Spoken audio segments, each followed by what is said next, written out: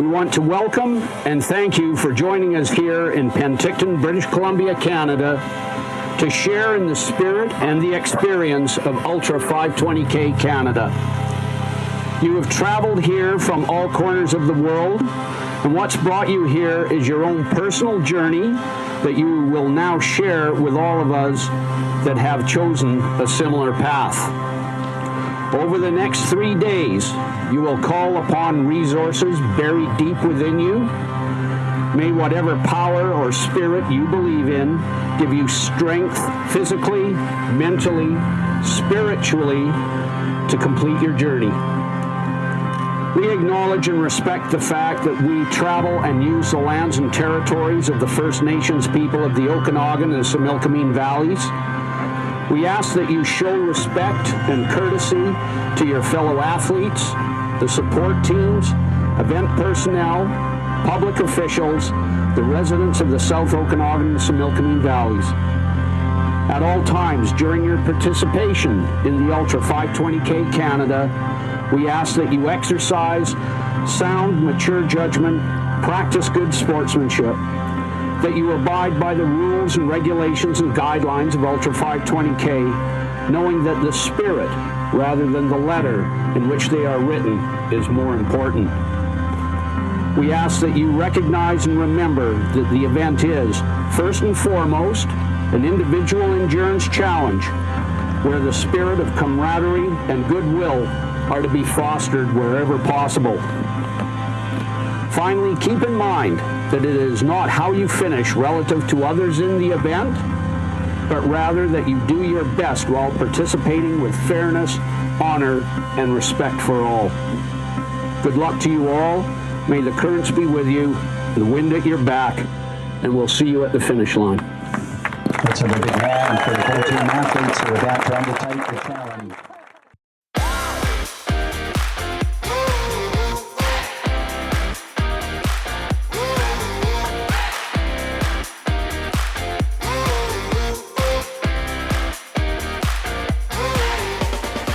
You're listening to 515, the Ultraman podcast, the show that invites you into the lives of people who make up the Ultra family. Here's your host for these conversations, Larry Ryan. Thanks, MJ. Today we are breaking Ultratron news again here on 515 in my conversation with race director Steve Brown. I also have a short chat to catch up with Sanchez from Mexico ahead of his upcoming non-stop 515. And of course, a Steve King story.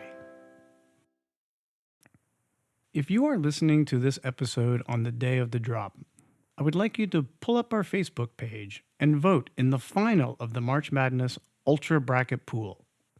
The two finalists are MX 515 and Epic 5. Please let us know which one you think deserves to be the Ultra Race Champion. Today's Ohana guest is one of the hardest working race directors in the business. He is a past race director for Ironman Canada and has also helped with the Challenge Penticton. He still runs the Peach Classic Triathlon and was the original creator of Ultraman Canada. When he left the Ultraman brand, he started the Ultra 520K Canada Triathlon, which will run this summer for the first time since 2019. He has been a business owner in Penticton since 1998, and he has deep roots in many parts of the community. Today's guest is the other Steve in Penticton's triathlon community, Steve Brown. Welcome to the podcast, Steve. Thanks very much, Larry. Appreciate it. Nice introduction. Thanks. So your race is being run on its traditional weekend of July the 30th to August 1st this year, which is the long weekend here in British Columbia, where we recognize BC Day. And I'm sure that many of the listeners are aware that you were previously the Ultraman Canada race director and the designer of that Okanagan-Similkameen course. Your own triathlon career spanned from 1986 to 2006, I believe. Is that correct? Yeah, that's right. It's been a while since I've put on the running shoes to do anything serious. That's still an impressive number of years to get to do that. Yeah. So did you compete or crew at Ultraman in Hawaii back in those competitive days? How did you come about becoming the second franchise of Ultraman back in 1993? Okay, so I've never competed in Ultraman as an athlete, although I have crewed at it, a number of times. I helped out here in Canada in the early days, crewing as well as trying to race direct and put the event on. I've also crewed in Hawaii, and my background though is be very involved in Ironman and as race director for a period of time and sitting on the board for many years. It all just kind of fell into place in kind of around 1992. I had been with Ironman, and then at the end of 92, at the end of that year's race, I left Ironman, and I was actually approached by a couple of gentlemen, actually three gentlemen, Ian Jackson, Don Ryder, and Gerry Van de Wint. And I got a very strange phone call one day in about April of 1993. And those guys called me up and said, "Hey, Steve, we'd like you to take a look at putting on an ultra event." And I had only heard of this previously. Back in the early days, there was an event here in Penticton called Earth Journey, which was put on by Lynn Van Dove, and those guys were involved in it. Anyway, they came to me and said, "We'd like to bring Ultraman to Canada and put an event on in Penticton." And I said, and I didn't want to do it. To be perfectly honest, I wanted nothing to do with it. I'd kind of retired from the triathlon scene. I just wanted a break from it. 1992 Ironman was a huge drain on me and on my family, and it was the year that it looked like Ironman Canada was about to go down the tubes, but we managed to salvage it and keep it together. But it was a huge drain on me personally.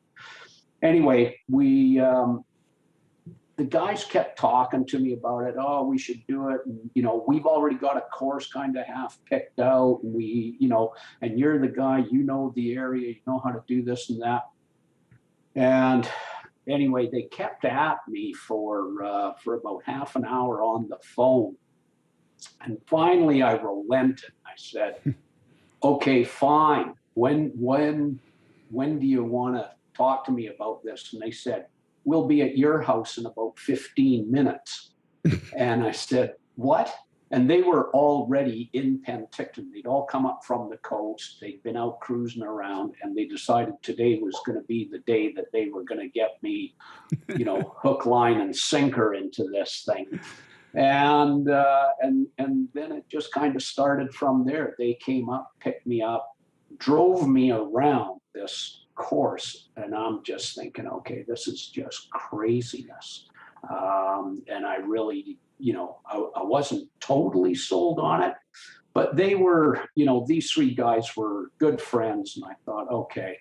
And they finally wore me down to the point where I said, "Okay, we'll give it a shot. We'll see what happens." And we did. We pulled that thing together in 1993. Mm-hmm. And we ran that first event, and I was sold. I was in hook, line, and sinker at that point. I thought, wow, what an amazing event. The people that were involved in it, how much fun we had, all that kind of stuff. And then it just kind of went from there. So 1993 was the first year, and then we went from there. Mm-hmm. And nowadays there's something like 25 of these 515 races around the world. But back in the early days when you were doing this, you had some really small fields of athletes, and there were some very lean years, a couple of years where I don't think you even broke even, and you had to suspend the race for low entries. How did you know that this was something to keep offering and to keep working at back then? Did you ever see it becoming this popular back in the early 90s, or was it just about the Ohana at that point? Yeah, it was certainly the idea of breaking even was a goal.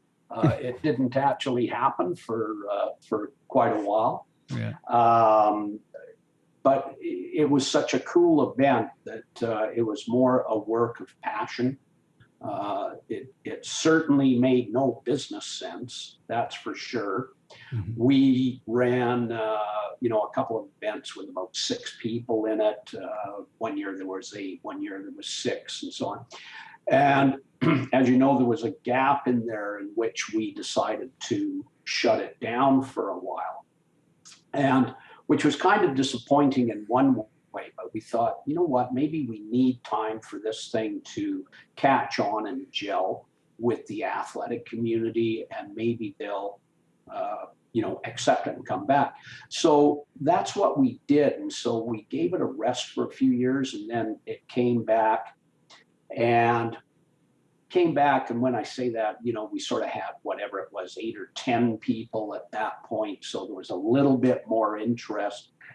We didn't have to do quite as much arm twisting to get, some people to sign up. And then we ran that for a couple of years, and then we went through sort of the same thing again. We went, okay, this is, we need to get this to where there's more people. So we stopped doing it again for another couple of years, and then we brought it back. What year would that have been? About 2013, maybe, something like that.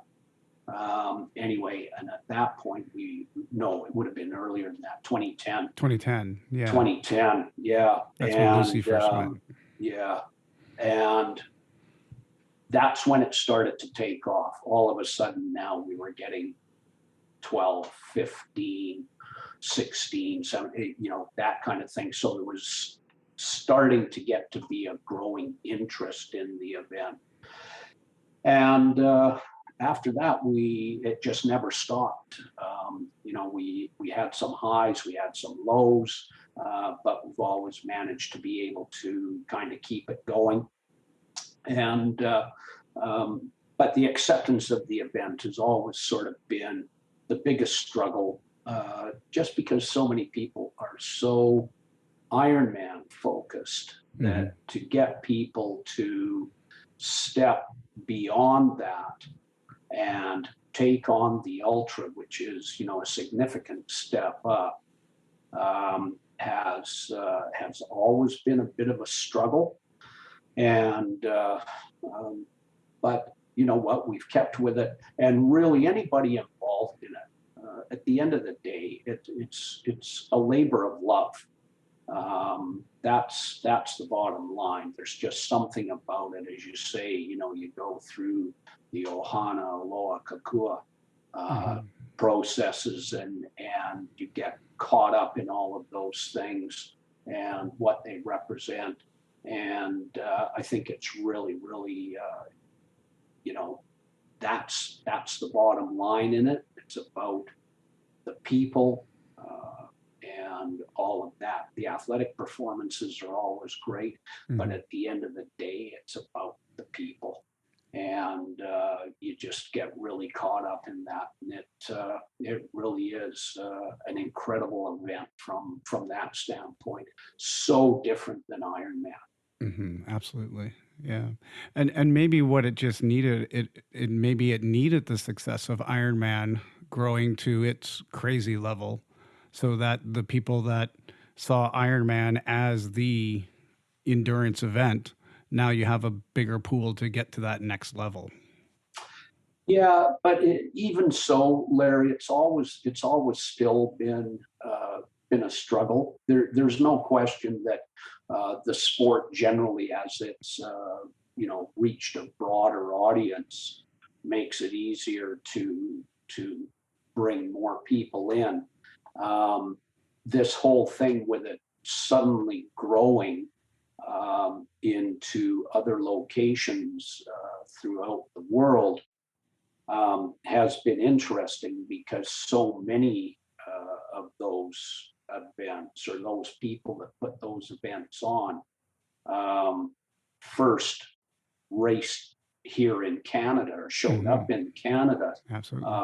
Which was interesting, because not a lot of them, it wasn't people that were going to Hawaii. It was people that were coming here, and they're going like, wow, this is really cool, this is a fun event, and we can go and do it. And then, as you know, it kind of spread out from there and went to the UK, and then the Spanish have gone nuts, and there's about four of the events, I think, in Spain alone at this point. In fact, I've heard there's even a couple more than that now.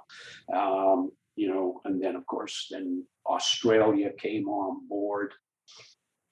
There's been events around the world. Brazil, Cory Foulk and the guys down in Brazil all put on the UB 515 down there. So it started to get introduced into different parts of the world. But again, everybody still goes through that process of trying to find enough people to really make the event a financial success.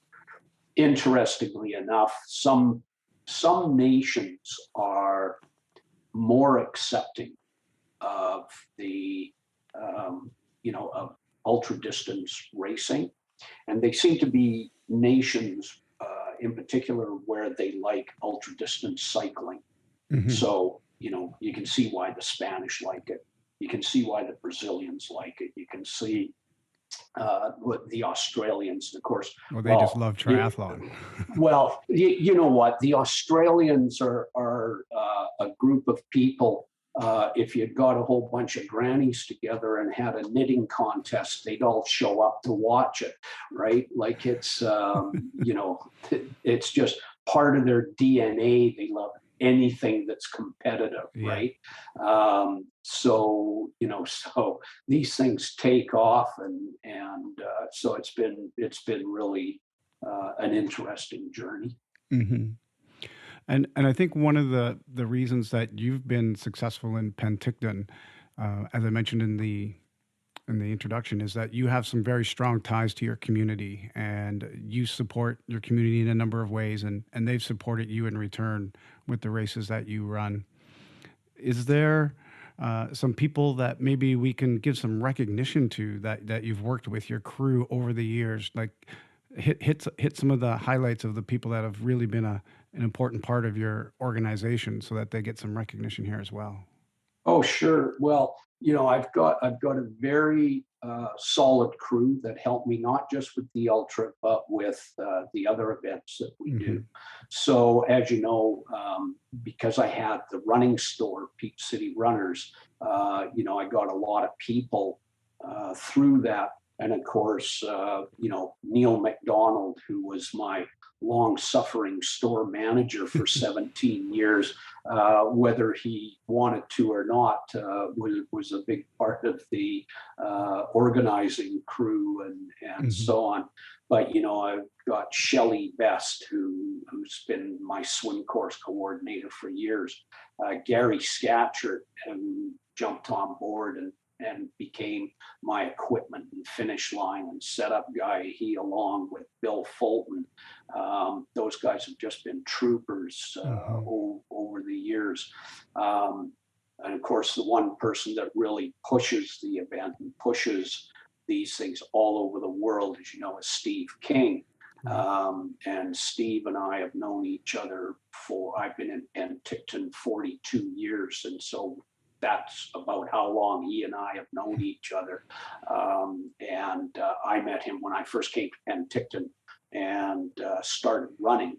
And he was, of course, with the Penticton Pounders running club, and that's where we met. And we've been great friends ever since. So, so there's kind of that whole group of people that have been a big part of putting the event on. And then over the years, I've had different people that have done the bike mechanic work for me. My good friend, Brent Bagnell, who I first met when I opened up Peach City Runners. Brent comes up every year and helps out with the event. So we get people like that coming up. Peter Lopinski now, Peter and Helena. Peter has done the event, and Helena, his wife, they've come up and now they help out. They've actually moved to Oliver now, so they're nice and close.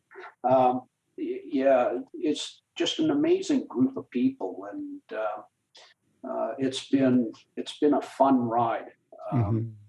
But you know what? We're all getting old.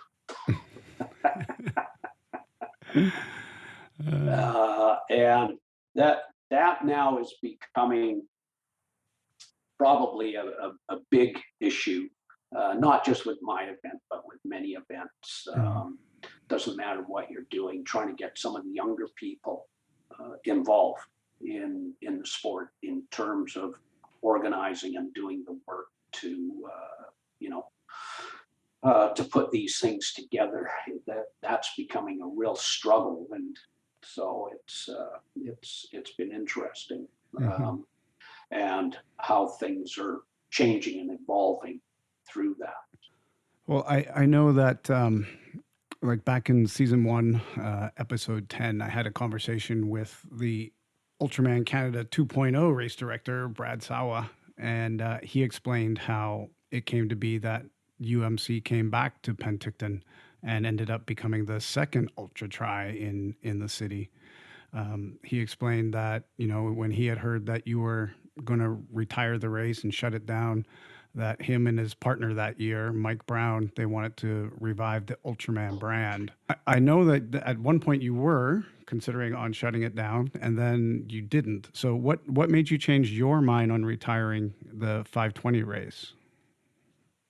I started, we were going to go down that road and just shut it right down. And what was interesting is that when I first put that out there, I started getting a lot of feedback that people didn't want me to do that. And I'm going, oh, okay. So I thought, all right, well, so long as I'm getting people wanting to do the event, what happened was the year that was supposed to be the last event, the word was out there, or we said, we're going to do it one more. And all of a sudden, I had a full race for the next year.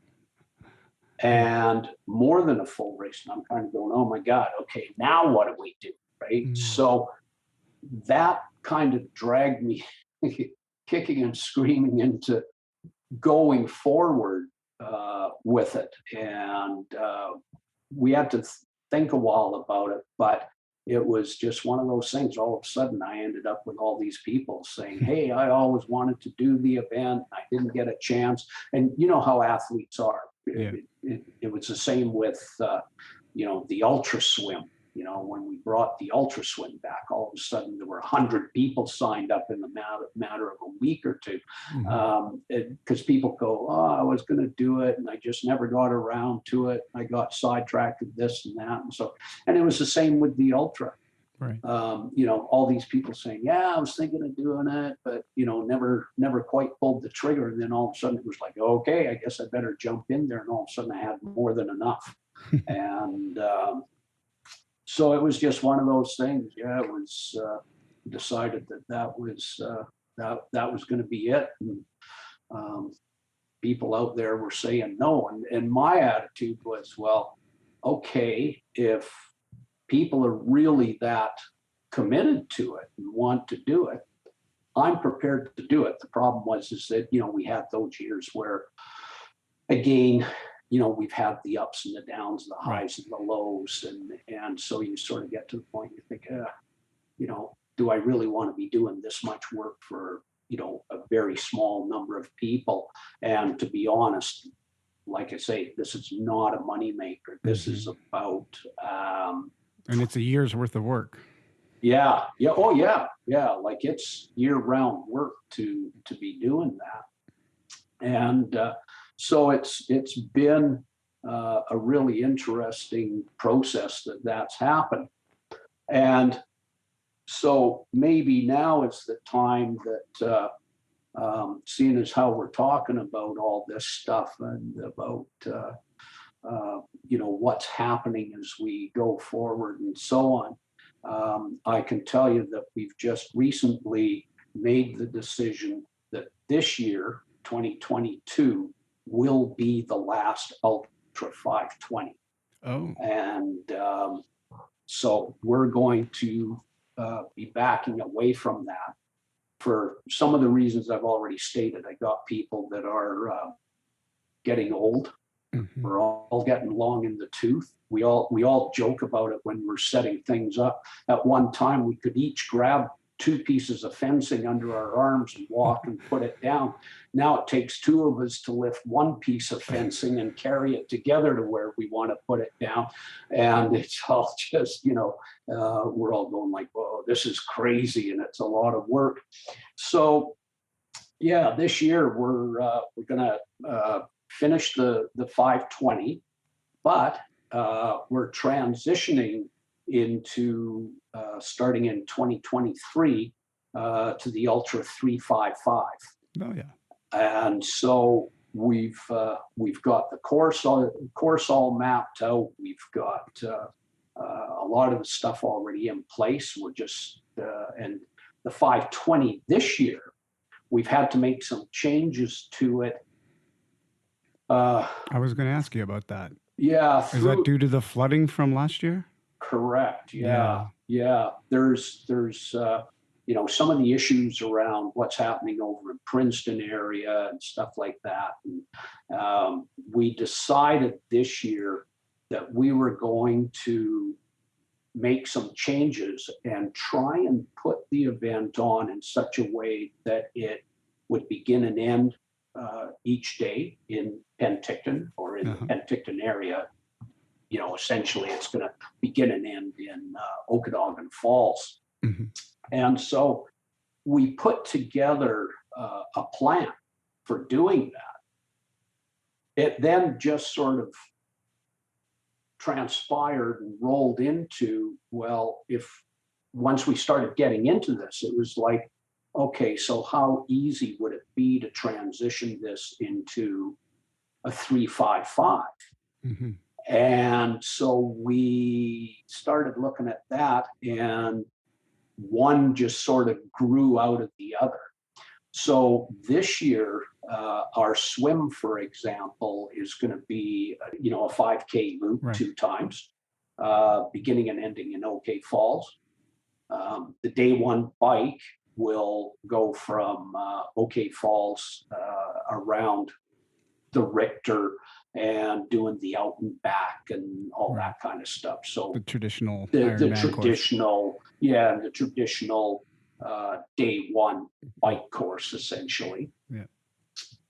And then the big issue became, what do we do with day 2? So after messing around with a lot of different things, because, trying to put together a 275 kilometer bike course around here is difficult. It's not like there's a whole bunch of choices without running into all kinds of other obstacles. Right. And so we ended up doing, and what we're doing this year is that it will be basically the traditional day 2 course up to Headley. And then, so that gives you about 179 kilometers of the traditional course. Yeah. Then what we decided to do was I wanted to turn them around to bring them back to OK Falls or the Penticton area, so that we didn't have to worry about staying overnight in Princeton and doing all those kinds of things. So what we've done, the bike course will head out of Headley and it'll go along to where you make the turn onto the old Headley Road. And so athletes will turn onto the old Headley Road and they're going to go down there, essentially to about Bromley Rock. And at Bromley Rock, they'll turn around and come back and ride back to Okanagan Falls. And then they'll have some wind at their back. They'll have the wind at the back. That's the traditional headwind. Yeah, and they're going to be coming back. That piece should be fairly good because traditionally, as you say, they'll have the wind at their back and they're going downhill. People get really fooled by that piece between Karamias and Princeton. It's a false flat. All you have to do is look at the water and realize that you're riding against the river. It doesn't take you long to figure out that you're going uphill, and it's a considerable climb. So when you turn around and come back, it should be kind of a much more pleasant ride. Then, of course, the question becomes, what do you do about a run? So we've actually designed a looped course in Okanagan Falls, and it's 28 kilometers, and you'll do that 3 times. Now, that always sounds like fun and games, but anybody who did my old Peach City Marathon knows that if you're running around in Okanagan Falls, you're running a lot of hills.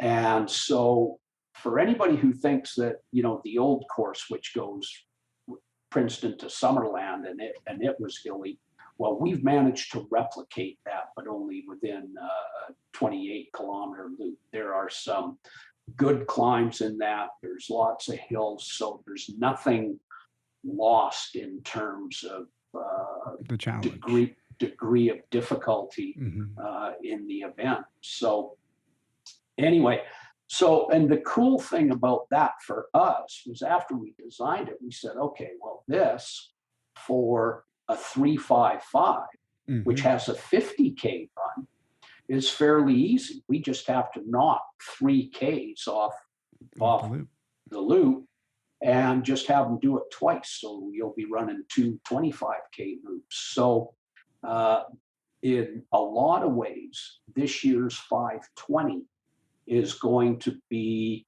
kind of a preview of what 355 is going to look like. Well, excellent. So we got the breaking news here on the podcast. That's great. So is that going to be part of the series with Tony Horton and Van Sanchez? Yes. And we're just in the processes now of adding all that onto the 355 website. I can tell you some of the details on a 355 if your listeners would be interested. I'm sure they will. Yes, please tell us. Okay. So the 355 stands for 355K, obviously. It'll start out with a 5 kilometer swim, and the day one bike will be a 125 kilometer bike ride. We're able to do that using, again, the sort of traditional Ironman course out of OK Falls. And each day is an 8-hour cutoff.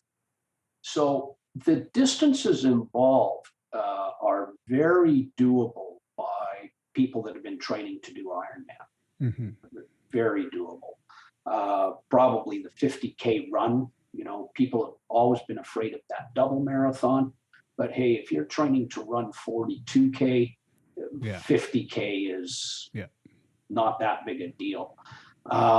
So that's all very doable. The other thing about the 355 is that you don't need a crew. We are going to be using, athletes will be using drop bags. So they will be providing us each day with drop bags that we will take out and put out at drop bag stations. So it'll be up to them to come through, pick up whatever they have. Essentially, it's like having a special needs station. Only you're going to have one about every 25K. So you'll come around and you'll be able to get your drop bag, get whatever your particular nutritional hydration needs are. Right. And and same thing on the run course. So we'll have these drop bag stations that the athletes can get at. And like I say, it's 8 hours, so it's a lot easier in terms of the time involvement. Right. And so we're hoping that will be successful, because it's clearly going to be less money to the athletes if you're not having to pay for the crew, extra crew, and the extra accommodations, and all those sorts of things. It's cutting down the cost of doing these events quite considerably. And like I say, we've tried to design it so it would be very much targeted at people that are doing Ironman but want one. They could either use it as a hell of a training weekend, or if they were looking to take a step. And quite frankly, I think if people came and did this, I think this will work well for Brad Sawa and his event, because he'll be continuing with the Ultraman event, in that people can take a look at that, do an ultra event, get a real taste and feel for it, and say, hey, maybe I can go and do the bigger one. Right. And so I just see sort of a lot of synergy in all of this, and a lot of things, gelling well and coming around, and hopefully it'll make the ultra scene in Penticton even better. Yeah. No, that sounds excellent. Yeah, it's a good adaptation to allow the athlete that maybe can't afford the price of the full event, or is afraid of the distance. So now they've got that stepping stone to work their way up. Yeah, and less time involvement, Larry. We probably aren't going to do all of the fancy things that we do around the bigger event. It'll be basically, kind of come in, sign up or register, and do the event and so on. Our plan is that at the end of the event, we will do the awards and all that kind of thing right at the end of the third day in the park. Yeah. And just generally have a nice little celebration and all that. So again, cutting down on the need for extra hotel rooms or extra days in hotels and all that kind of thing. So taking it back to the roots. Yeah. So I think it'll all be good. It sounds like it'd be very successful. Yeah. I wish you luck with that, Steve. That sounds great. Yeah. Thank you. And so then I'm guessing you're probably going to not get pulled back in again. It's you originally you were like, I'm done. I did the Ironman, and then you got pulled back in again, and because of the athletes to run an ultra, and then you decide to stop the ultra, and then again because of the athletes you get pulled back in and you continue your ultra. Yeah. So now this is your way of transitioning and getting over to that easier event for you to do maybe. And then does that mean that you're going to have a little more time to focus on that other thing you were looking at last year in career in politics? I was following your campaign online and watching your videos. You seem to have your pulse on all the issues in Penticton, and like I said before, the community, they know you. So can I get another scoop from you? Are you going to be running in the election in November? No. No. That was an interesting process, Larry. I'd often thought about it. And again, I had a lot of people saying, hey, you should take a run at this. You should take a look. Okay. Done it once. Enough for me. Thank you very much. I started to realize that I would not make a very good politician. I might be knowledgeable on a number of things, and I am involved a lot in the community and so on.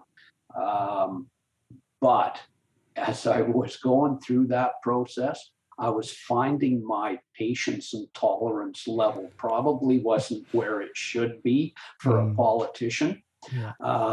And now when I watch politicians, I have much more empathy for them in terms of when they're being asked questions and stuff. I can just see them. What they really want to do is tear their hair out and go off on people, but they're much more reserved than that. And so it was really an interesting process. But having said that, all of this, I'm supposed to be retiring, Larry. I'm supposed to, go and enjoy my grandchildren and do things like that. But I've just recently accepted a position as the acting executive director for the Downtown Penticton Business Improvement Association. Oh, excellent. Good for you. So I've taken that on again. Supposed to be a retirement project, but somehow or other it's turned into more than that. And to be honest, I'm really enjoying it. It's coming at politics from a different angle because dealing with the business community, which is great.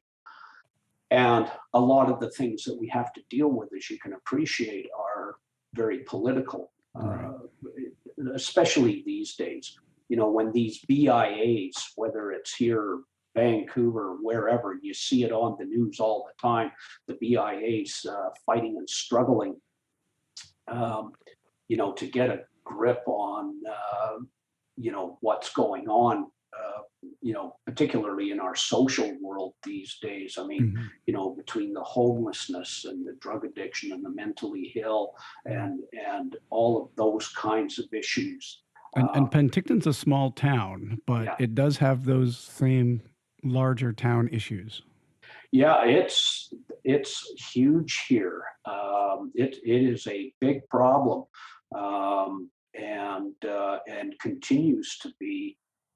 So it's been an interesting process because I'm involved in a lot of the political side of these things without being a politician, which maybe leaves me a bit more leeway to say some of the things I'd like to say. Right. Yeah. In that case, then let me get your opinion on what is like the big story in Penticton right now. Then. What is your feeling about the awarding of the peach concession stand contract? It's funny. This council has made a couple of recent blunders. Their awareness of getting a pulse of the community is, I don't know. Sometimes you wonder what they're thinking. The previous operator had taken the peach, quite frankly, and turned it into a city asset. I mean, that peach for years has been there forever and ever and ever. I've been in town 42 years. So, I mean, we've been looking at the damn beach for, all that time and for however many years before. And it was at a point where, at one time it got rolled into the lake during the MC Hammer riots, and and there was kind of a bit of a cheer in some quarters, going, "Yay, we got rid of the damn peach," and then the public went, "No, we're going to have a big fundraiser and we're going to build a bigger, better peach than we've ever had before," which is essentially what happened. But then they've always struggled, trying to run it to make it successful. And the previous owner, who's had it for the last, whatever it is, 4 or 5 years, maybe a bit longer, did an amazing job with it. At Christmas, it was dressed up like Santa Claus. When the Penticton V's were running deep into the playoffs, it got a blue coat and looked like a Penticton V, and That's your local hockey club. Yeah, exactly. Junior A hockey club. And other times it got ears to be an Easter bunny, and it just, it became a part of the community.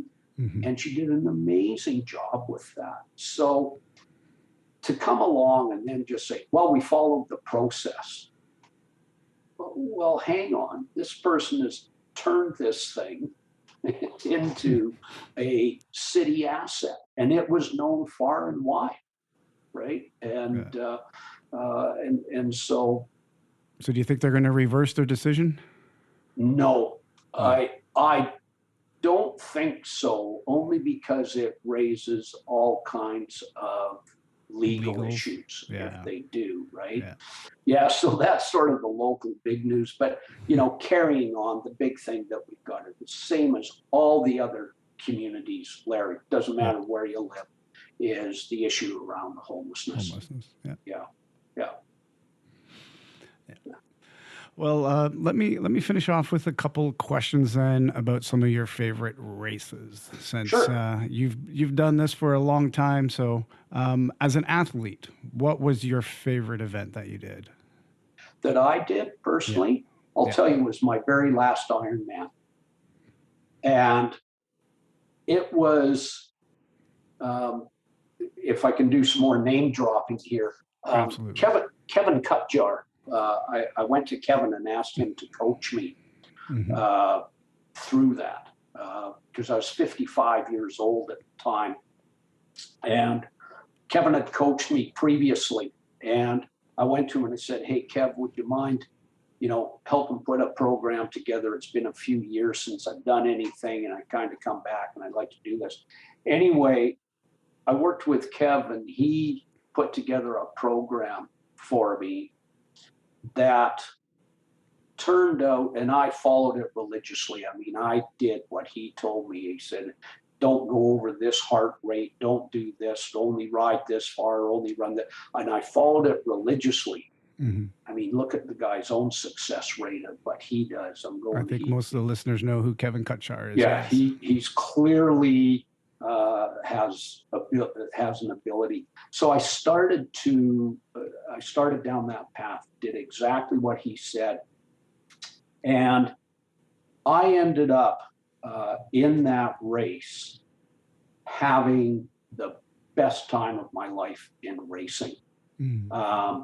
I jumped in the water, and I just thought, whatever it turns out to be, it'll be. And I following the swim program and all the rest of it, I came out of the water in an hour and 3 minutes, which isn't a bad time. My cycling is weak, and always has been weak. I've never been a good cyclist, but going around, I realized how ready I was to take on that Ironman course. And where it really became evident was on the out and back in Karameas.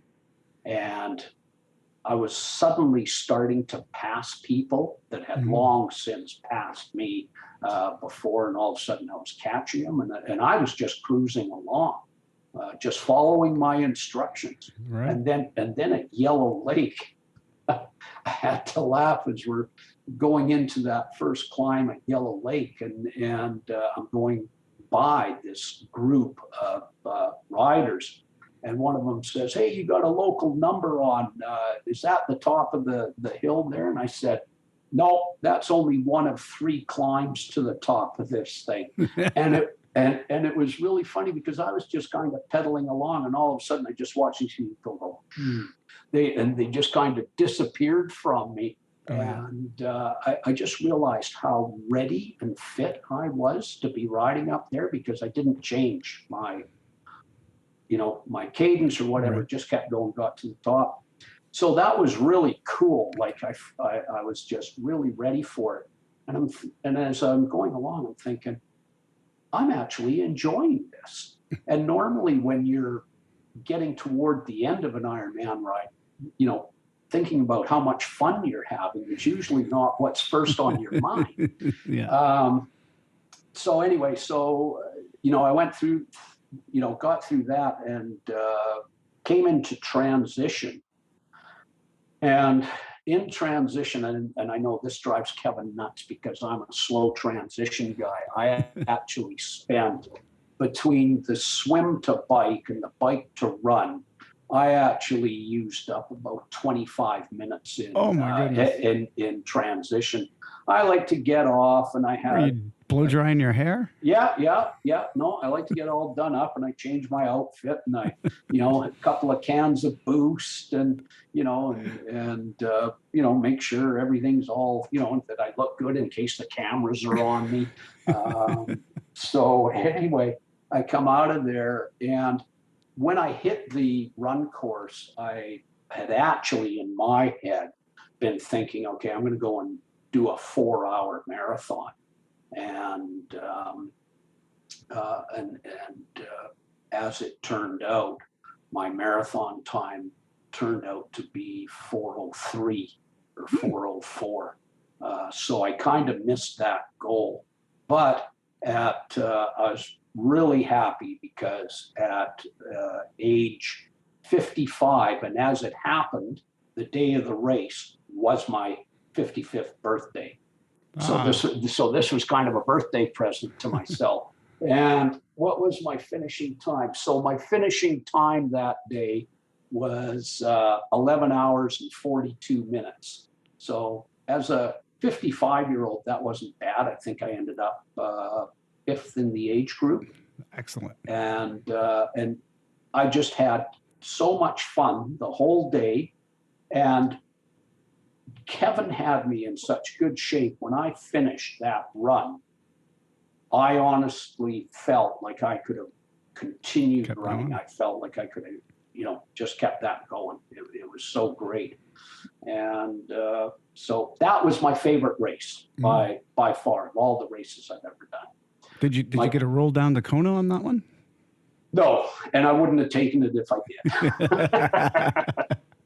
Well, that's for your own athletic endeavors. Let's talk about your race directing days. Do you have a favorite event that you've organized, or perhaps a particular year where you had that favorite Aloha or Ohana or Kokua story that occurred at one of your races? Sure. There's first of all, let me say this, because what I really want to do, Larry, is probably recognize some of the athletes more than the events themselves, because we've had some amazing performances. Steve and I had a wonderful conversation, and it ran a little long. Those that know Steve know why. He speaks from the heart about those amazing performances. So I'm going to stop here for now, but I'm going to allow him to finish off some of these greatest memories from his Ultraman Canada and 520 races in the upcoming episodes, where I will be having athlete profiles on this year's 520K competitors. And now here's another Steve King story.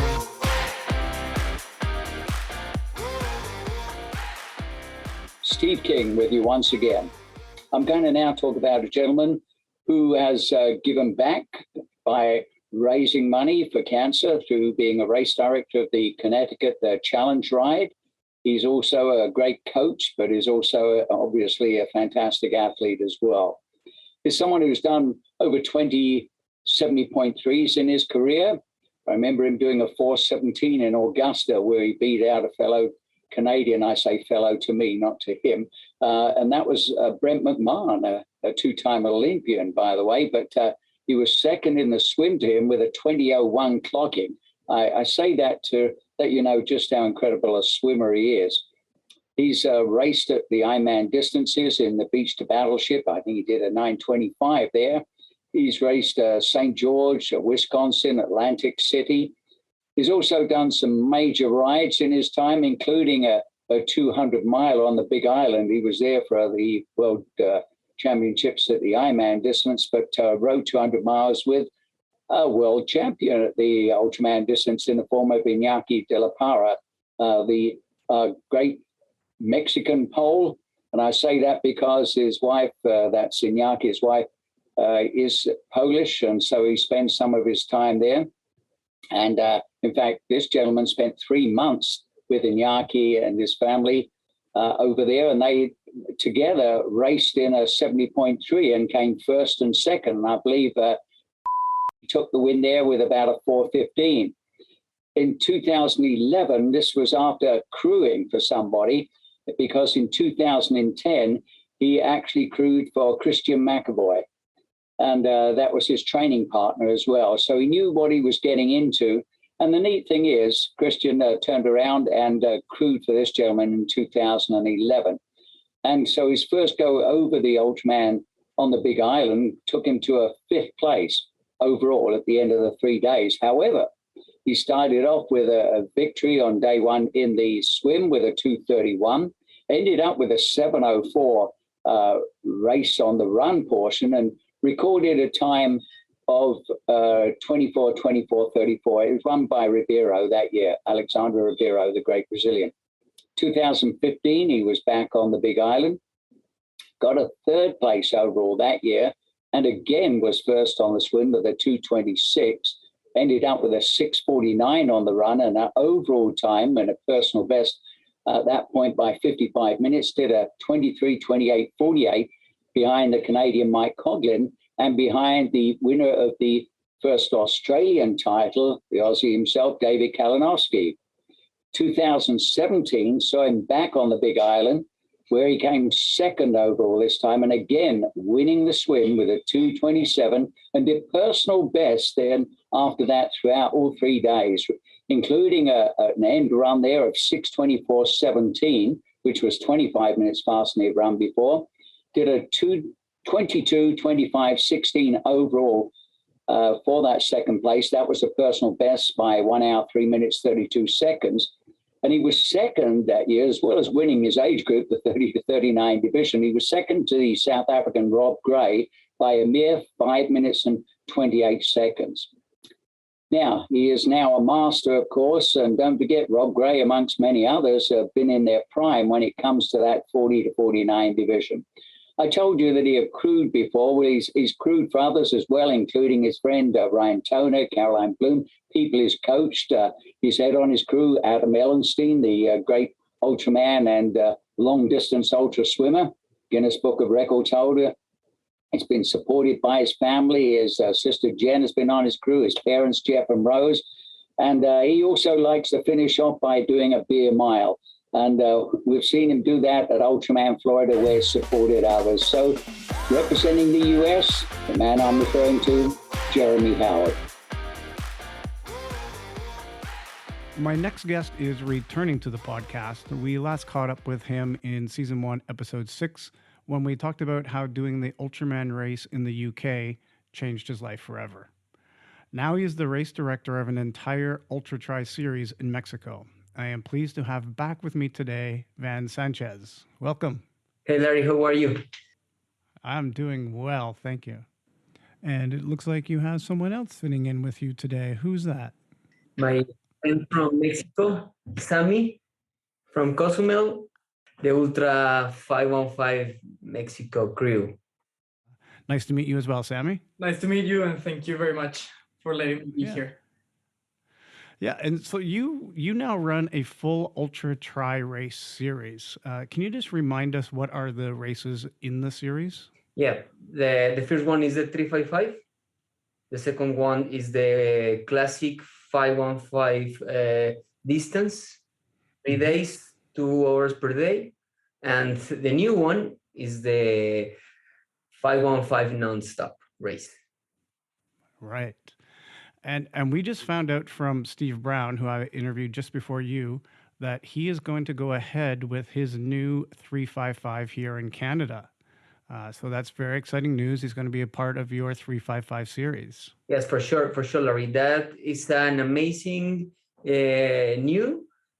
It's the same in Australia now in May, I think so.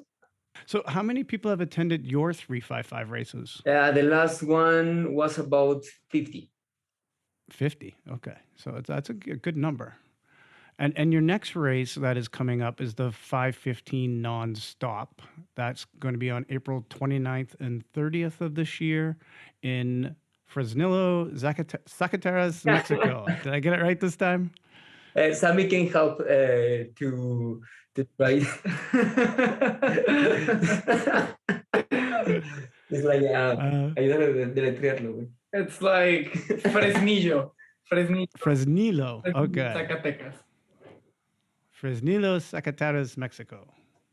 Yeah, something like Better. I know. I'll work on my Spanish.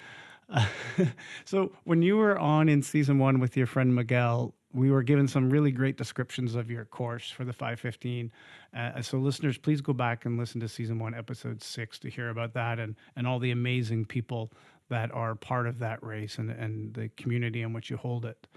How many athletes are there out there that want to do a 5:15 nonstop? How many do you have coming to your race?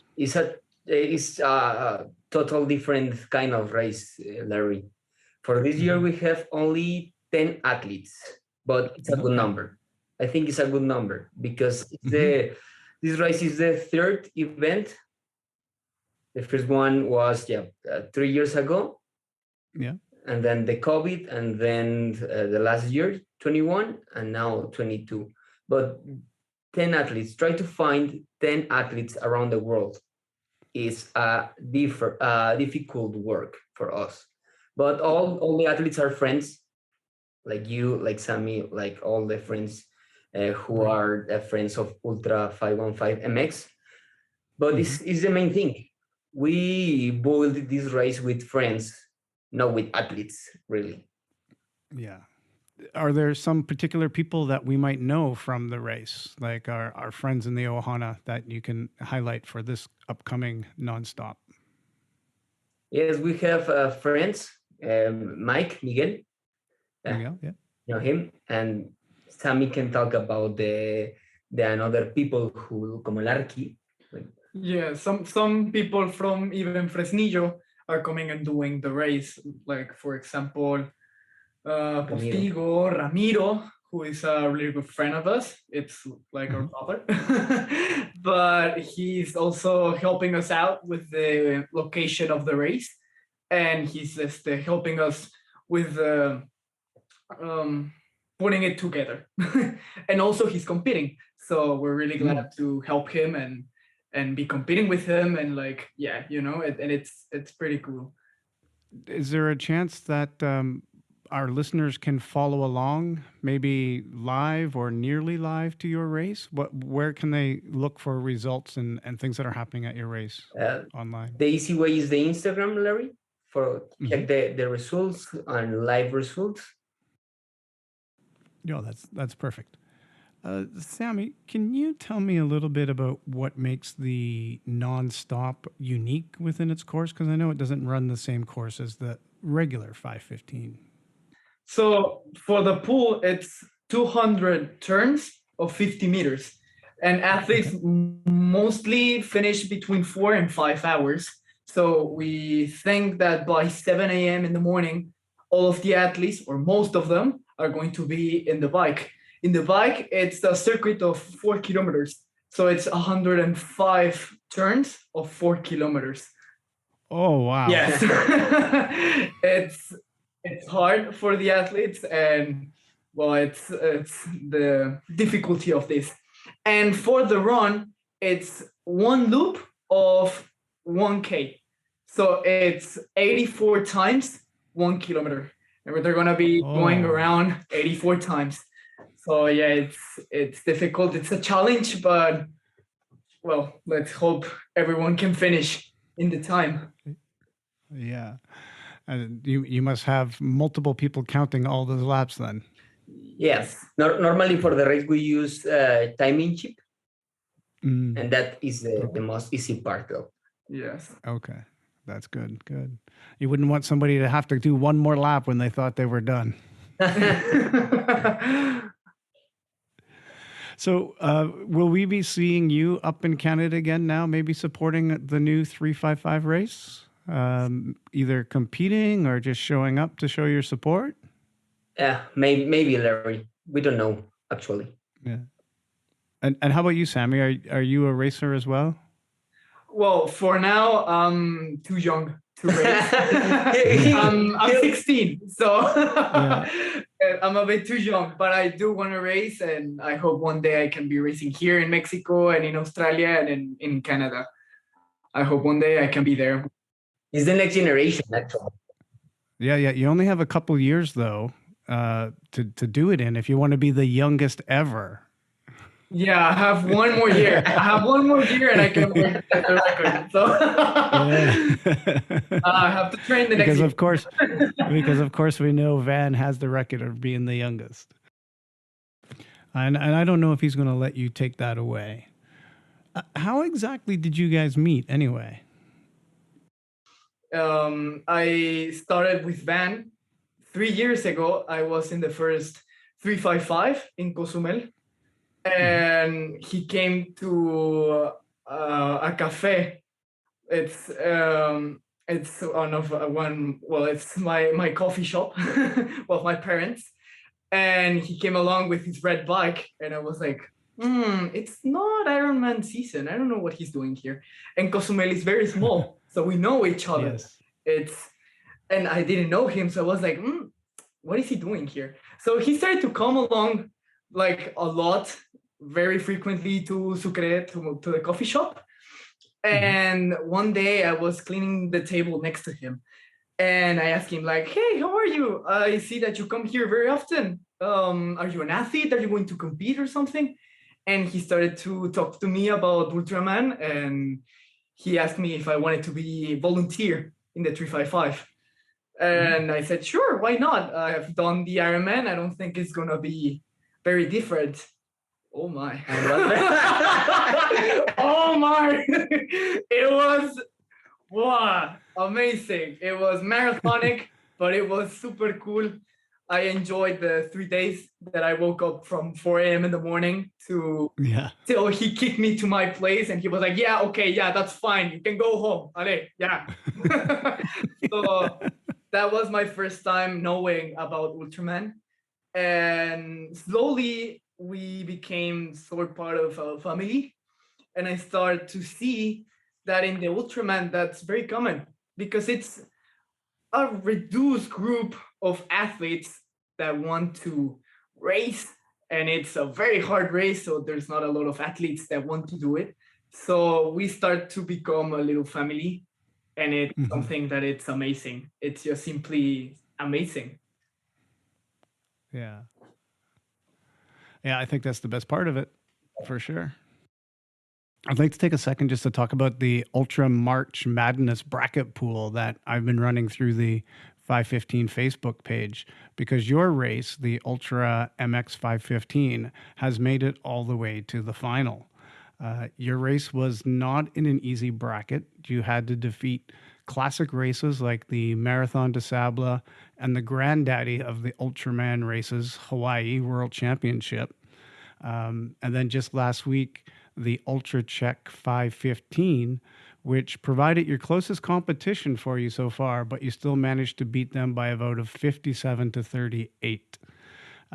Now that you are in the final against Epic 5, and voting will close tomorrow at midnight if you are listening to this episode on the day that it dropped, which I hope you all are, because you get it immediately by subscribing.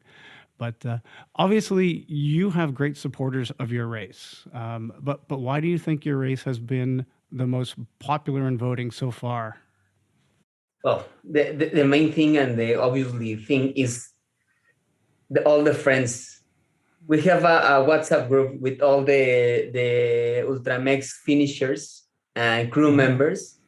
And it's huge because we are all the time talking about stupid things, not exactly about the race, because it's difficult, but we have a lot of communication with all the finishers and the crew members and all the stuff. And it's funny. And I think it's the reason the contact, the cercany with the athletes and all all this stuff about the Ohana. Can you understand me? Oh yeah, absolutely. So you have an ongoing Ohana WhatsApp. That's really amazing. Now that you're up against the Epic 5 in the final, is Epic 5 maybe on your bucket list? Yeah, for sure. Not now, maybe, but in the future, for sure. All the races inside the contest are amazing races. We have friends of all around the world. Is the main thing, and I need to say thank you, Larry, for the invitation to the contest. It was amazing. The idea is an invitation to all around the world to try or see another race, not exactly in your country, no? Oh, yeah. Yeah, it's great. Yeah. He's holding up a Canada flag right now, listeners. This year we have maybe 3 or 4 Canadians in Mexico. That's amazing. And oh, yeah. I don't want to say this now, but this year we are preparing all to receive Steve King. Oh, excellent. Is that good news? So that's something that I can't broadcast? That's just for me and you? Yeah. Okay. No, but it doesn't matter. No, all the people can know. Oh, so we can say that Steve King will be broadcasting the race for you this year. Yeah. Do it.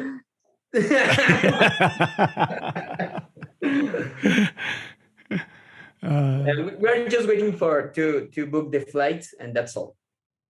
Okay, excellent. And that's for just your regular 5:15 race. Yeah, in October. In October, awesome. Well, that would be great. He is amazing to have at a race. I can't believe how many breaking news things I have in this episode. Thanks for sharing that.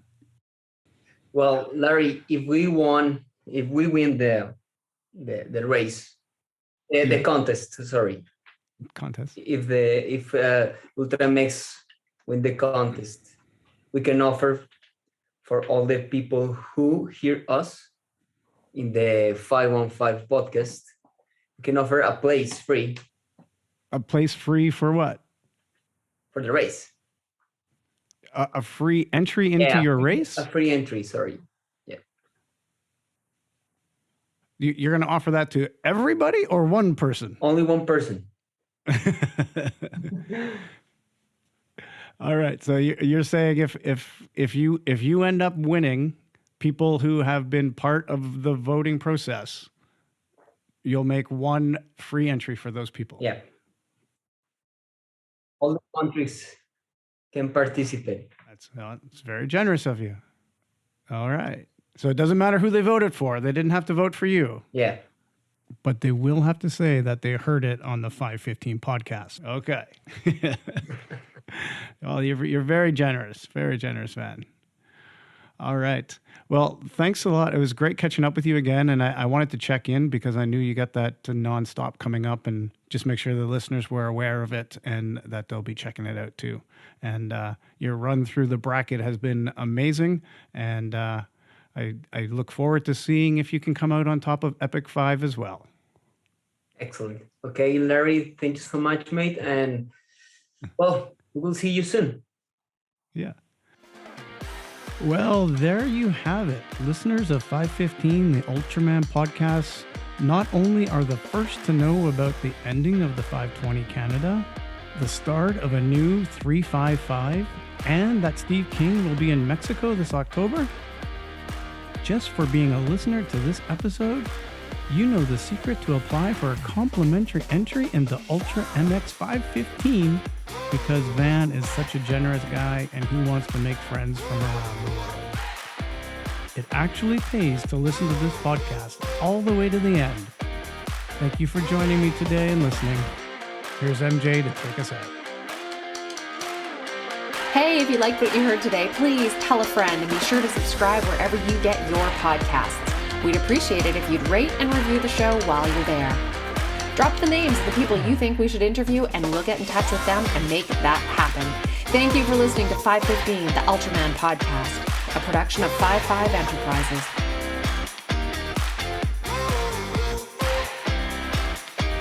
Now really, go subscribe now before you forget.